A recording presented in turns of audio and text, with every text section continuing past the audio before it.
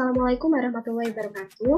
Di sini saya akan menjelaskan mengenai teknik pembuktian dan penarikan kesimpulan. Sebelum itu, perkenalkan, saya Sylvia Izianihaya dengan NIM 41014-22168. Yang pertama, saya akan menjelaskan mengenai teknik pembuktian. Dalam metode pembuktian terdiri dari pembuktian langsung, pembuktian dengan kontradiksi, pembuktian dengan kontraposisi, dan pembuktian dengan induksi matematik.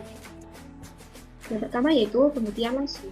Dalam pembuktian langsung, kesimpulan dapat dicapai dengan mengkombinasi pernyataan yang akan dibuktikan dengan logika matematika, aksioma-aksioma, definisi, dan teorema-teorema yang sudah ada. Kemudian pembuktian tidak langsung. Dalam pembuktian tidak langsung ini terdiri dari kontraposisi dan kontradiksi. Dalam kontraposisi memanfaatkan prinsip logika matematika yaitu jika P maka Q, berarti jika negasi Q maka negasi P.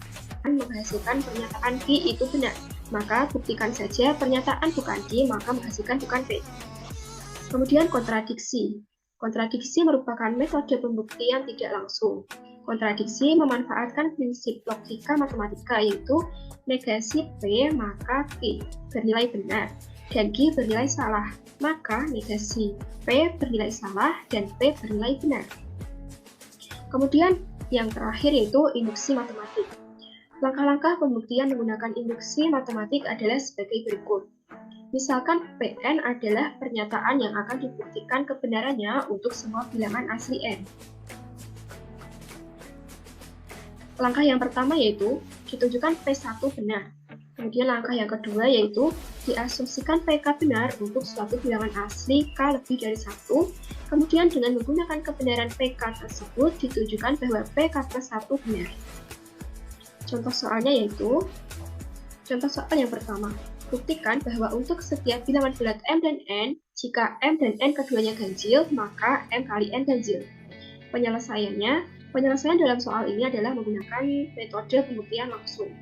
Diketahui M bilangan bulat ganjil, dengan M sama dengan 2K plus 1, dengan K elemen bilangan bulat. N bilangan bulat ganjil, dengan N sama dengan 2B plus 1, di mana B elemen bilangan bulat. Akan dibuktikan M kali N bilangan ganjil. Bukti. Perhatikan bahwa M kali N sama dengan 2K plus 1 dikali 2B plus 1. Sama dengan 4KB plus 2K plus 2B plus 1. 2 kita keluarkan, sehingga 2 dikali 2KB plus K plus B plus 1. Karena ini terlalu panjang, maka 2KB plus K plus B ini bisa disederhanakan, yaitu menjadi C. Sehingga 2C plus 1. Jadi, N adalah bilangan bulat ganjil, jadi terbukti ganjil, maka N kali N bilangan ganjil bernilai benar. Kemudian contoh soal yang kedua. Buktikan bahwa 1 plus 3 plus 5 dan seterusnya hingga 2N min 1 sama dengan N kuadrat selalu berlaku untuk setiap bilangan asli N. Penyelesaian. Penyelesaian dalam soal ini adalah menggunakan metode induksi matematik. Misalkan Pn 1 plus 3 plus 5 dan seterusnya hingga 2N min 1 sama dengan N kuadrat. Maka yang pertama yaitu asumsikan P1, sehingga 2 kali 1 min 1 sama dengan 1 kuadrat. Jelas bahwa P1 benar. Kemudian langkah yang kedua, asumsikan PK benar untuk suatu bilangan asli K lebih dari 1. Berarti K min 1 sama dengan K kuadrat. Ditunjukkan bahwa PK plus 1, 1 plus 3 plus 5 dan seterusnya hingga 2K min 1 plus 2K plus 1 min 1 sama dengan K plus 1 kuadrat adalah benar. Diperoleh 1 plus 3 plus 5 dan seterusnya hingga 2K min 1 plus 2K plus 1 min 1 sama dengan K kuadrat plus 2K plus 2K plus 1 sama dengan K plus 1 kuadrat. Jadi terbukti bahwa PK plus 1 juga benar. Sehingga dapat disimpulkan bahwa Pn 1 plus 3 plus 5 dan seterusnya hingga 2N min 1 sama dengan N kuadrat selalu bernilai benar untuk setiap bilangan asli N. Kemudian saya akan menjelaskan mengenai penarikan kesimpulan. Dalam penarikan kesimpulan ini terdapat 9 aturan penyimpulan, yaitu yang pertama adalah modus ponens. Dalam modus ponens ini, jika P maka Q dengan P maka kesimpulannya adalah G. Kemudian yang kedua adalah modus tollens. Jika P maka Q, dengan negasi Q maka kesimpulannya adalah negasi P. Kemudian yang ketiga adalah silogisme, di mana P maka Q, dengan Q maka R, maka kesimpulannya adalah P maka R. Kemudian yang keempat adalah destruktif silogisme, di mana P atau Q dengan negasi P, maka kesimpulannya adalah Q. Kemudian yang kelima adalah konstruktif dilema, di mana P maka Q dan R maka S, dengan P atau R, maka kesimpulannya adalah Q atau S.